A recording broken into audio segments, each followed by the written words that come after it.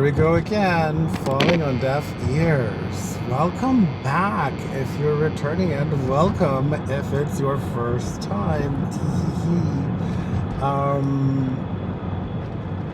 So in this podcast, we talk about whatever it is we want to talk about because it's our podcast. Oh my gosh. But that's basically it. I don't have any idea. Well, okay, and so I'm lying already. We're barely into it and I'm already fibbing here. So normally I don't have any idea what I'm going to be talking about when I start this. But today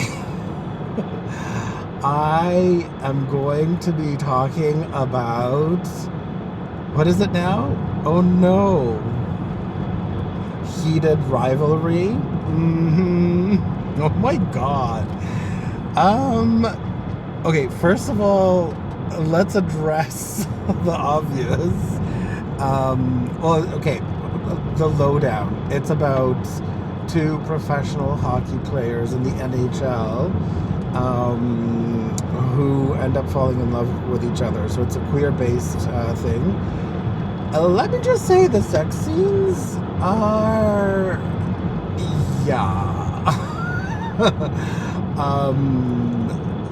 I think one of these days we really need to get like people that make movies create some corn, because holy crap, like nothing is revealed, but it's just like wow. It's very steamy. And they show everything except but yeah, it's, so there's that, but aside from that, I think it's incredible cinematography, storytelling, the way, the nuances, the details, oh my gosh, like it's an inspiration watching this show from the craftsmanship, the mastery of storytelling. There was actually a podcast I was listening to earlier today, Empty Netters, which is a hockey podcast. Okay, if you know me, I would never listen to a hockey podcast, but I listened to this one because apparently they're reviewing, it's straight, I think, white males, I don't know if they're straight, but cis males who are, I think they're straight, reviewing this queer show about hockey players, and I saw somebody on TikTok say, it's like, okay, those guys on Empty Netters is the name of the podcast. Those Empty Netters podcast guys, that's how you make change in the world. Like, that's how you get rid of misogyny. That's how you get rid of homophobia. That's how you actually, when, regular people, people that other people can relate to, maybe is the better word, right? So usually people living in the heteronormative world are a particular type, and if they have someone who is someone that particular type of a person can identify with, but talk about this show and about the horniness and about the it was kind of interesting actually listening to these guys talk about this show and discuss, like, okay, so I guess they have these segments like, what's your horniest moment of the show, and what's your whatever show. I'm like, okay guys, I'm kind of into it. But one of the things that they said was the way that their storytelling in this show is at such an incredible level. They're like flashing back to this and that, and this happens, but it doesn't jar you, but it helps to feed the story, right? It's actually serving a purpose. There's a little still water moment over here. And one of the guys said, yeah, the way that they're transitioning, and he's like, yeah, there's a lot of like Easter eggs and a lot of implied things. Like, so there's transitioning between the scenes, but also that he's like, the way that they're transitioning between the scenes is as masterful as the way that they transition the guys' positions in the sex scenes, because oh my god, like I am shocked how they're able to do that and not expose everything, because they're like moving around each other and stuff. But yeah, that's craft. That's craft, and I'm assuming practice, maybe, I don't know. But anyway, so I've been hearing about the show for a couple of weeks now, maybe. I think I've seen a this and a that. I think the first time I heard about it was like the week that it was going to air. So in Canada, it's airing weekly on Crave. By the time this comes out, because I'm a few weeks behind from when I post, the show will have fully aired. So there's only 6 episodes, and tomorrow they're airing the 6th episode. So tomorrow's the finale of season 1, but apparently there's a season 2. But whenever this show is going to start airing on Crave, the director, maybe, I think, of the show was interviewed on Q on CBC. And so I heard about this. I'm like, oh, I should check this out. So it was like in the back of my mind, but I've been busy with this and that, and and I'm like, oh, I'll get to it and my time. And I guess the last couple of days I've been seeing a little bit more about it on my feeds. So the algorithm is kind of feeding me, oh, by the way, this is happening. And then all of a sudden I got, because I don't have Crave normally, because who can keep up with all the streaming services? Guys, like, seriously, like, I think at one point I was up to 3 streaming services. Was I using any of them to its full? No. So I always just return to Netflix and let the other ones expire after a certain amount of time. But so I didn't have Crave, so I'm like, oh, I need to get Crave at some point. And so I think that's why I've been delaying it. I'm like, I'll just wait. And then as I was scrolling, I think on TikTok, I ended up seeing some ad for, discount for the first 3 months, something. I'm like, okay, I think I can figure out what to do in 3 months on this, and then we'll see what happens. And so I'm like, okay, I'll do this. And I knew that the show was on there, but as soon as I signed up, I started going through the different... They actually have the whole Big Bang Theory on there, which is kind of neat. So before I even looked at this show, the reason why I signed up for Crave, the Heated Rivalry, I actually watched a few episodes of the Big Bang Theory, like of the very beginning. It's kind of cool to watch stuff like that.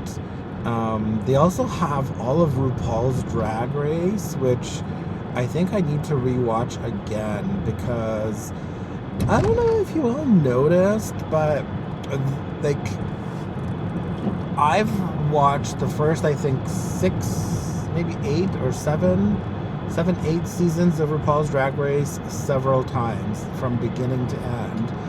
And I know, like, the first seasons of RuPaul's Drag Race are kind of like, okay, cool, let's like wipe off the Vaseline off of the lens, like not everything has to be blurry, like, I know it's a running joke and stuff, so it's not super well made, but I think that's the point, right? It's not super well made. It's just doing whatever it can at the time. It's doing the best it knows how at the time. And so I've watched these seasons from beginning to end and noticing, like, when some of the iconic phrases are said for the first time. And spoiler alert, they're not planned ahead.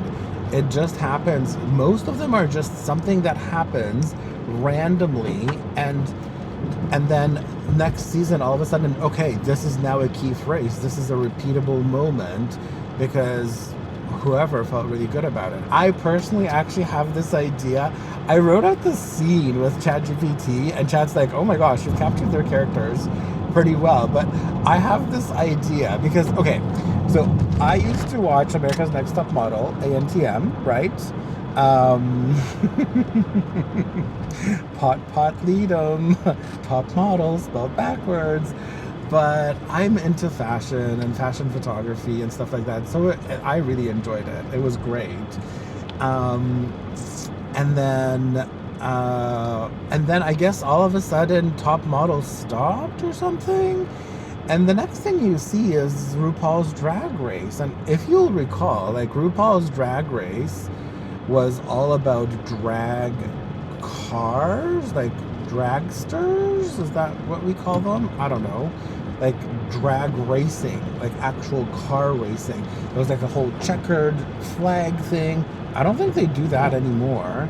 I don't think so. There was like car sounds, like engine revving sounds.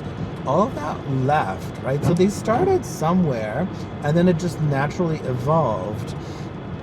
But the reason I bring up Top Model is because in my imagination, I have this idea because I feel like RuPaul's Drag Race is pretty much based on the Top Model formula. You know, they have a bunch of contestants. It's a reality show. They have challenges every week. And at first it was to do with photos. Like there was a lot of photo things that were happening for the first couple of episodes. They even have some of the judges from America's Next Top Model, like Mike Ruiz, the photographer, and the other photographer. I can never remember his name, the bald guy or the shaved head guy. I don't know. And so I imagine, like at the end of every season of RuPaul's Drag Race, what would happen is RuPaul and, you know, I guess Michelle and whoever else were the regular judges. I guess at first it wasn't even RuPaul. It wasn't even Michelle Visage. It was the other one. I can't remember her name. But they would get together and they're like, okay, what worked, what didn't work, you know? And so in my mind, I have this vision of this slumber party where, you know, they're going through all the different things that happen in this season of RuPaul's Drag Race. And what do we actually want to keep? What do we, you know, what have we learned? What are we going to incorporate? And so it just becomes this evolution of whatever happened, you know, like this worked, this didn't work, so we're going to keep this, we're not going to keep that. And yeah, some of the key phrases, I think that's how they came to be, was just like they were said as one-offs during an episode, and then they're like, oh yeah, this one really worked. So I wrote this little scene. I'm going to incorporate it into Soy Voy. Soy Voy is a YouTube series that I'm working on. I'll get into it more later as time goes. But it's like on another channel. I don't think I've started the channel yet. I'm still creating the first 4 episodes, but I want to incorporate it in there because I feel like there is like a bit of an inspiration, right? So if RuPaul, look at RuPaul's success, like holy mama, right? What is it that Jimmy said? Oh yeah, RuPaul, the first drag queen on the cover of Time or whatever it was. And RuPaul's like, drag queen? Drag queen? The queen of, I am the queen of drag. She is. But she started, and like the other thing, if you ever watch the first episodes of RuPaul's Drag Race, the disrespect that some of those queens have for RuPaul, like it's not lack of respect, it's actual disrespect. Like some of those queens are acting like hot stuff. I don't know. It's really jarring to see now because she commands so much respect, RuPaul does. and I think it's earned. And just to see these other queens who never really amounted to anything, after, I guess. Anyway, but it all started somewhere. And so I'll be honest, like the whole soy voy thing and a lot of my lore, can't do those air quotes, a lot of my lore in my live stream on TikTok. So I've live streamed on TikTok for 2.5 years every day, with a couple of breaks here and there for a week or two or a month once or twice, but pretty much for 2.5 years every day, at least 2 hours, between 2 to sometimes 8 hours a day. Like, it was a lot. I stopped doing that back in September, but the reason I bring that up is there's a lot of things that I will say, like guys, or wiener, cheek and dinner, like little catchphrases.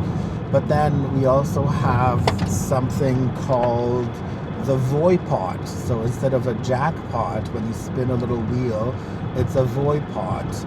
And instead of coins or points, we have voice. So we've created all these little things. And I think all of that, for me, stemmed from RuPaul's Reveal Yourself, or the Revelation, or the, I don't know.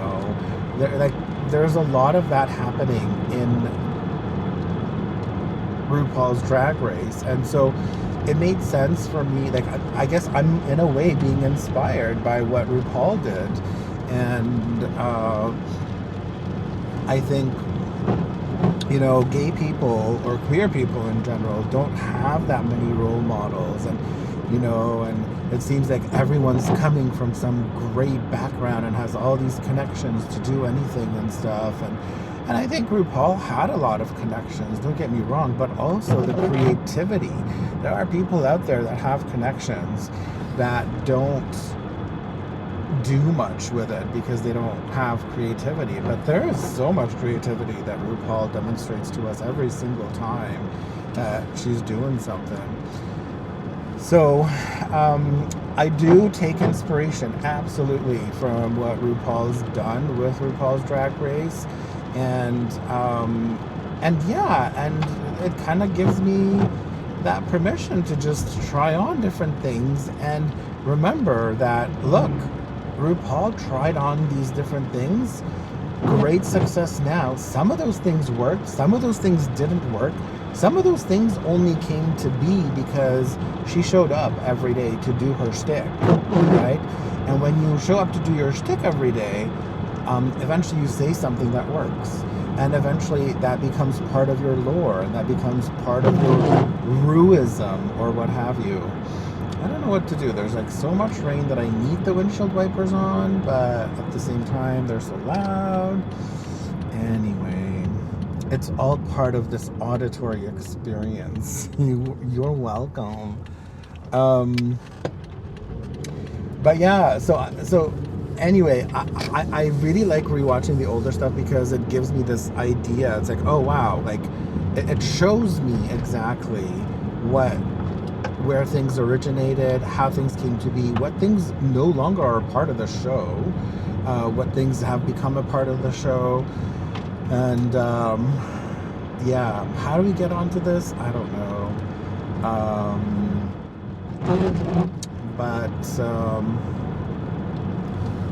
I don't know what the connection was. I know we were talking about rivalry, about Heated Rivalry, and stuff. So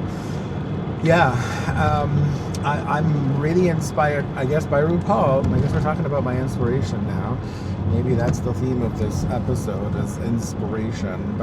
And the Heated Rivalry. Last week, I think I talked about Kill Bill, and seeing it in the movie theaters, what do they call it? The Whole Bloody Affair. And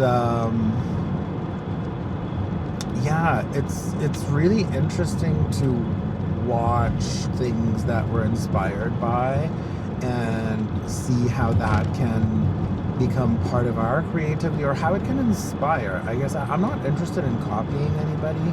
I don't think I'm necessarily copying people, but I am taking inspiration from things that other people are doing that I enjoy, right?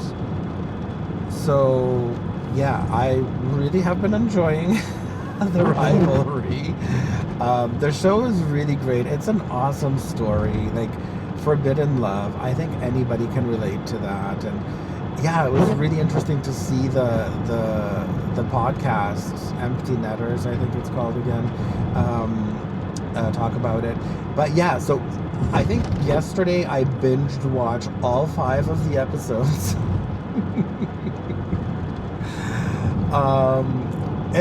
It's difficult not to, and yes, I intentionally said I chose difficult instead of hard, but it's a really good show, and they do such a good job with cliffhangers and stuff. So this morning I wake up and all of a sudden my feed on TikTok, it's like exclusively heated rivalry content. I'm like, excuse me, what happened to my friggin' algorithm? Like, that's all I am seeing on my feed is just heated rivalry this, heated rivalry that, heated rivalry this, heated rivalry that. And I'm like, what the hell? I don't know how I'm supposed to get out of here. But I'm like, okay, cool. And all of a sudden, I think I'm going the wrong way here, but it's not a busy day. I think we good, yo. We good. All of a sudden, there's this video that comes up of 3 women sitting on a couch, and then above their heads, because TikTok is the portrait size, right? So here they are sitting at the bottom part, and at the top is a scene from the show that they are reacting to as they're watching. And I'm like, oh my god, and oh my gosh, what is the name of this YouTube or of this TikTok account? Danni and something. But I followed them because they're so good. And so I watched the first video that popped up, and then I did, the thing that really signals things to the algorithms, and I clicked on the profile, and then I looked at the next video that they had, and I watched a couple of their videos, like from beginning to end. And so I think that kind of is what triggered the algorithm a little bit to start up my feed the way that it did, or fill my feed the way that it did with all this other heated rivalry content. And their reactions, like what I really appreciated about these videos of these women reacting to the show was the stuff that they were noticing, I was noticing. And I'm like, oh, okay, cool. Like, you're noticing the fact that he's deleting the text that he was going to send to him, but he's not just like dilly-dilly, like doing it one letter at a time. It's like, ugh. I'm like, okay, I totally noticed that. Like, those are little, director choices that say so much. And I don't know, I guess I often think, I'm like, oh, it's just me, obsessing over these little subtle things, and nobody else pays attention to that. So when I saw them reacting to it and gushing over these little details, I'm like, oh my gosh, I think I actually found my people. Like, I love the fact that, like, I really enjoy detail-oriented things, and also the nuance of things, and also, I don't know what else. But, yeah, so that was really cool. And then what ended up happening is that I kept scrolling after I visited this account and watched a couple of these episodes, and all of a sudden I'm seeing more of this stuff. But then the topic shifts a little bit. So now someone is like, okay, I just watched this show about the two guys, the two hockey players falling in love, and then they start referencing something that I never knew anything about, which is romance was one of the hashtags. So I had to look up what it means, and basically it means male-to-male romance is a whole genre of literature. What? Excuse me? Pardon me? Do you have any Grey Poupon? Like, what the hell? Yeah, this is what I was speechless. I'm like, okay, that's awesome. First of all, like, you know, in terms of queer visibility and stuff, for there to be a whole genre of that. And even, like, I don't know that it's necessarily having to do with like, because I believe that there's a lot of bromance stuff going on in the world, and a lot of straight men do develop feelings for other men, and I don't think that it necessarily has to turn into a sexual thing. Sometimes maybe it does, but I really don't think that it has to. I think having that closeness and having that kind of relationship between two men who don't necessarily have to enjoy each other's plumbing, if you will, is actually quite lovely and quite beautiful. Like, I'm all into having romances, and they don't have to go, you know, anywhere near the plumbing. I think that's like a really solid and interesting thing. So I think that's really interesting to me. But also the fact that, you know, these people who are in this genre, and this is like a rabbit hole on TikTok at least. Was it Booktok? So, you know, not TikTok, but Booktok. So there's like authors or people who enjoy reading and stuff. And then the subgenre of that, I guess, is romance. And I was really intrigued. Like, you know, and it's all the nuances and all of the subtleties. Speaking of subtleties, like, have you ever tried to spell the word subtleties? This is a total tangent, but the word subtleties, the way it's spelled, it itself is filled with subtleties. Like, try spelling the word subtlety, and there's so many subtleties to the way that you spell the word subtleties. My brain, I'm so sorry. No, I'm not sorry. You're welcome.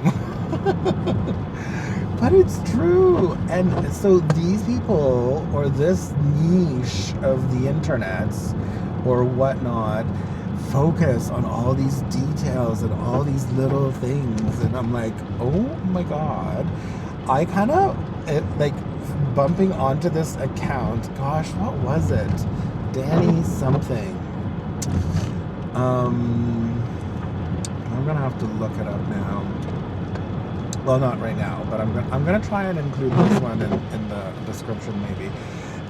Anyway, but it kind of gave me almost a sense of safety.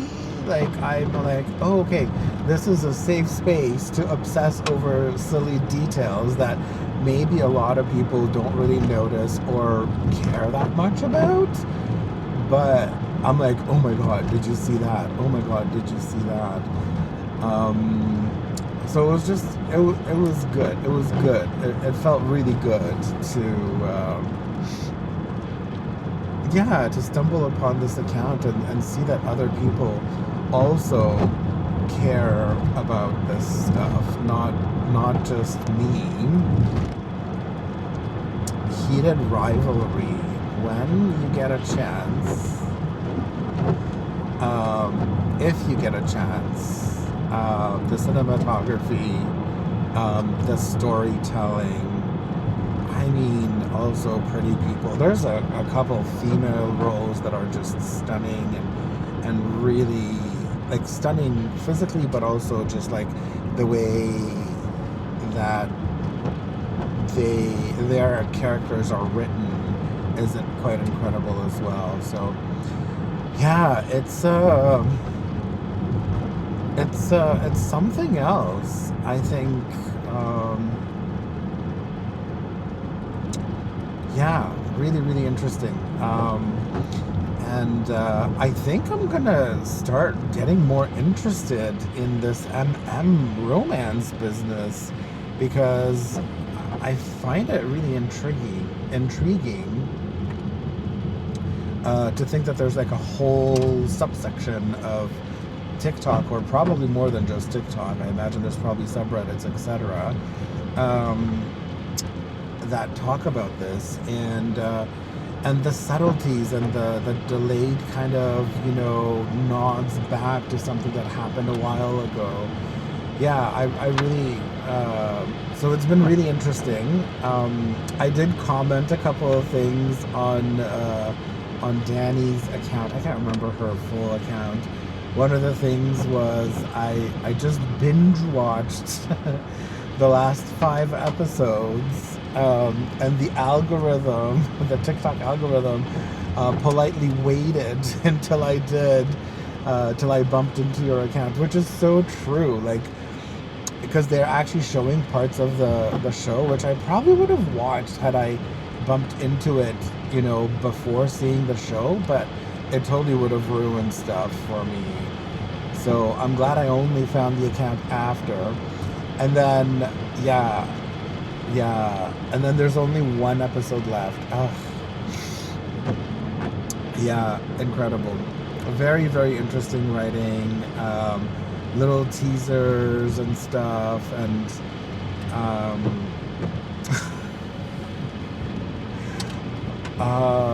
I don't want to ruin anything, but I've been walking around all day today repeating one phrase. The last the last sentence of episode 5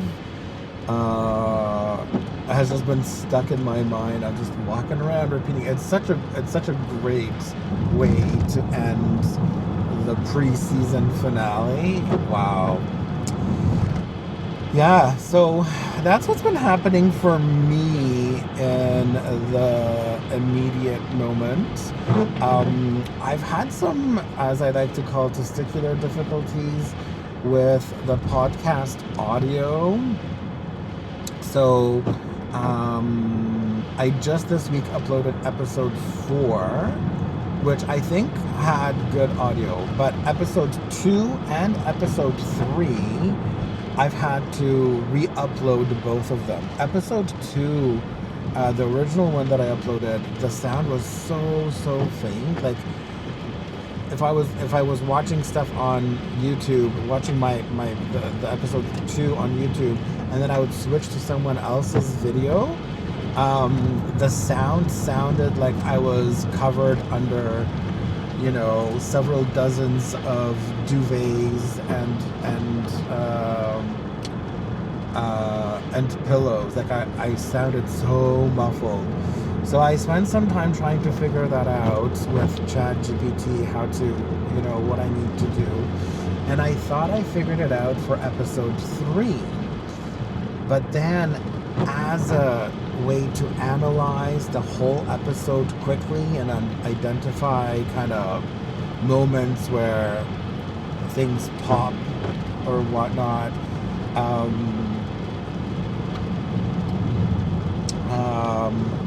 I would export an additional track and then just analyze that whole track. Otherwise, I have like a million little pieces because I switched between the 2 cameras. So that was great, but I accidentally left the secondary track in the export. So it was like audio on top of audio, which almost sounded like I was screaming and it was like ripping a speaker apart. So if any of you heard that, I'm sincerely sorry.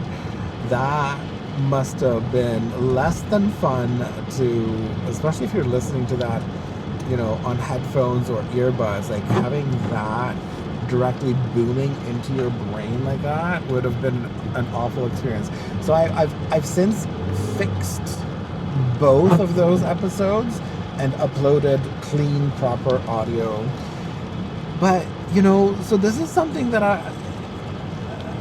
I'm trying to also figure out, is it better to just leave, or is it better to upload, fix and re-upload? So I asked ChatGPT, you know, how does YouTube view that, you know, I re-upload and whatever, or is it better to just leave the audio as is? And oh, you know, it is what it is, part of the learning experience. And so what it suggested was that I re-upload the audio.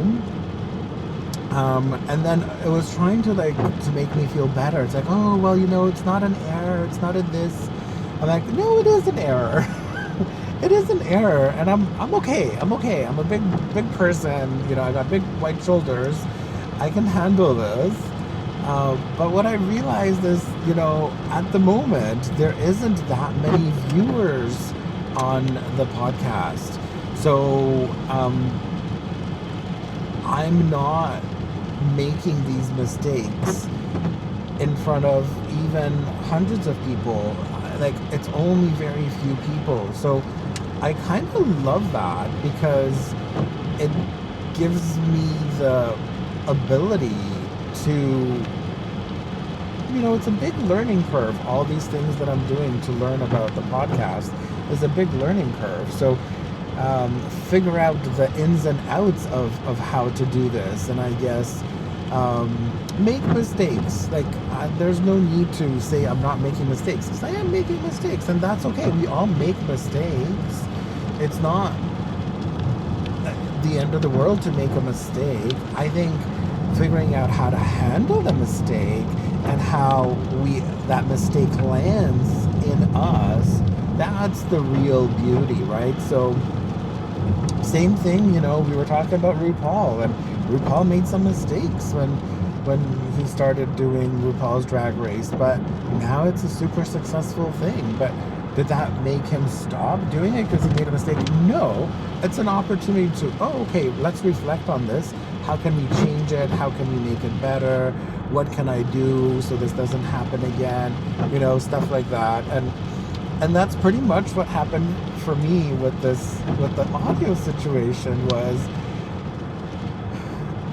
I thought for a moment, I'm like, should I make a checklist? You know, back in a previous job back in Ottawa, we were required to make checklists for a lot of things to make sure we don't make mistakes, right? Before things go live, make sure you have a checklist and you check all these things off of your checklist. Anyway, one of the things on my checklist was to make a checklist. And another thing on my checklist was to execute the checklist. It was very meta. But I'm like, I don't need a checklist for this. This mistake I have lived through, my darling. Ain't nobody needing to remind me not to do this again. Trust and believe this will not happen again. Not when I'm uploading stuff. Like, yeah, it was a week that this one episode was on there with the double audio. And so I'm like, no, this is great. Like, this is awesome. And Chad's like, oh, that's great that you're seeing it this way, blah, blah, blah. And I appreciate that. That's good to hear. But why did I say that about Chad? There was a reason. Oh, yeah, because Chad says, you're right. These aren't the types of things that, you know, you can learn from an instruction manual, or that you can even learn in a class on editing, or in a class on this particular software, which happens to be DaVinci Resolve. If you're interested, this is stuff that you learn by doing, right? This is lived experience, and it really is. Like, I can, you know, this is something that happened to me. It may not happen to anybody else, right? So someone else might have a completely different experience of the lived-in error, or what have you.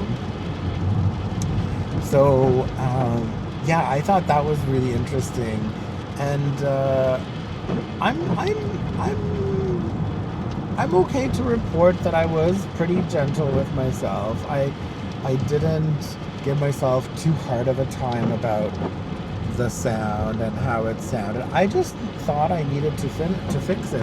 Oh, and the other thing, so I realized just as I was sitting down to start to edit episode 4, which is the episode after the one that had the double audio, but I just realized that the episode 3 had the double audio just as I was sitting down to edit episode 4. And instead of spiraling out about trying to correct and fix the audio for episode 3, I'm like, no, I need to work on episode 4 now. That is what I need to be doing time-wise. It's coming up to Wednesday. I should be putting up an episode as I have made my schedule to be, and as I'd like to keep. And so in the back of my mind, I had this audio, and so the way that I've been working, my workflow is I have presets for the audio, I have presets for the color correction, for the 2 different angles. And so what I realized is I cannot use the preset that I used for episode 3 because there's something broken there. It's not working. It's not it. So as I'm editing episode 4, I have this in the back of my mind, and I'm thinking, oh, okay, well, that's okay. I mean, I can just start fresh. I also ended up getting the full version of DaVinci Resolve. So there's like a free version, and then you can get a full version that gives you access to just a couple of extra things. But I ran into the paywall, if you will, a couple of times in the first 2 episodes that I was editing.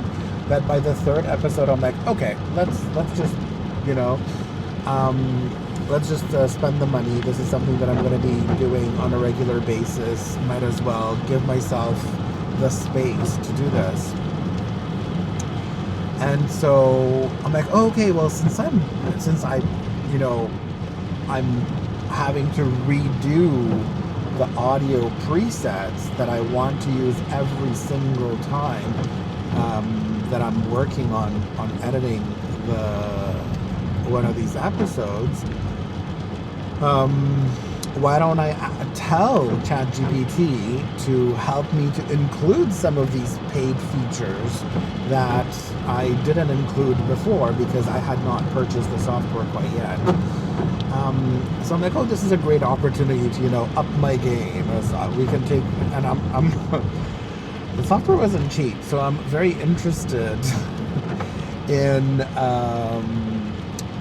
getting as much of a buck getting as much of this software as I can for the money that I spend. So anytime I can get a feature that is paid, I try and encourage that to happen. Anyway, so as I'm editing episode 4, I'm down to, you know, doing the audio at this point. I accidentally, you know, so I basically recreate the error that I did in episode 3, which is that I have both the original track and the exported track of audio playing at the same time, creating really distorted audio. And I heard it, and I'm like, oh, okay, yeah, right, I need to turn this off. And just as I was, I think, exporting or rendering the episode 4, I have some time to wait. It takes about 20 minutes, if not more, to render the video. It's an hour episode, so it just takes some time. I'm sitting and I'm like, oh my God, I think I just figured out what the problem is with the audio for episode 3. Like, because I had this thing playing in my mind, right? I'm like, oh, that sounded so bad, like so weird. And then like, I don't think I ever turned off or deleted that track in episode 3. And so of course at the moment I couldn't check because the software was busy rendering. Like, and I want to leave the resources to the rendering and not bother it with other requests, like looking at different projects. I don't think I can even. So I'm like, okay, once this renders, I'm gonna go and check in episode 3, and sure enough, the exported audio track is in there. I'm like, what the hell? So I just love that organically I came to the solution, or I identified organically what the problem was with the audio, as opposed to,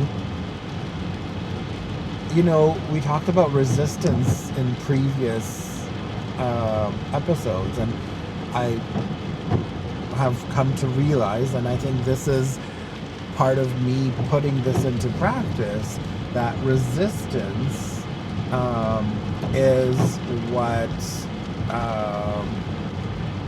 ends up feeling like suffering. So without resistance, there's no suffering. So I didn't resist this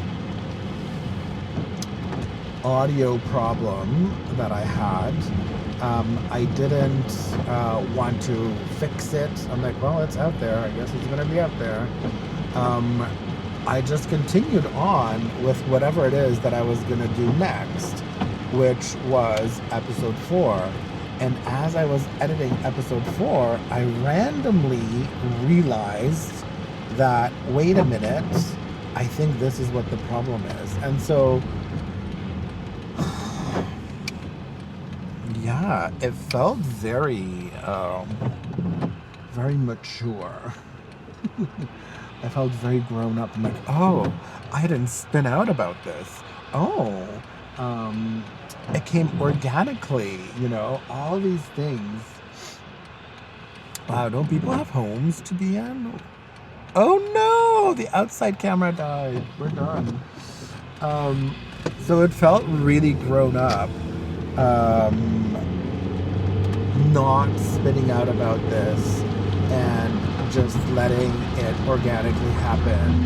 And I think, yeah, that's, if you haven't watched the Resistance, I think that's episode 1 and 2, where I really talk about suffering being closely linked to resistance. But I think this is me kind of incorporating this idea of resistance, of not resisting things, and just letting things flow. And then, wow, oh, look at that. Randomly, I didn't resist this problem. I knew it was a problem. I didn't resist it. I let it sit there. And as I was going through the steps for the next episode, I realized what the problem is. So with that, my friends, I'm gonna wrap things up and wish you a great holiday season. You probably had already. For me, I'm still in the holidays. Well, a great day then. Hope you had a great holiday season and your new year is off to a good start. And yeah, that's becoming, y'all.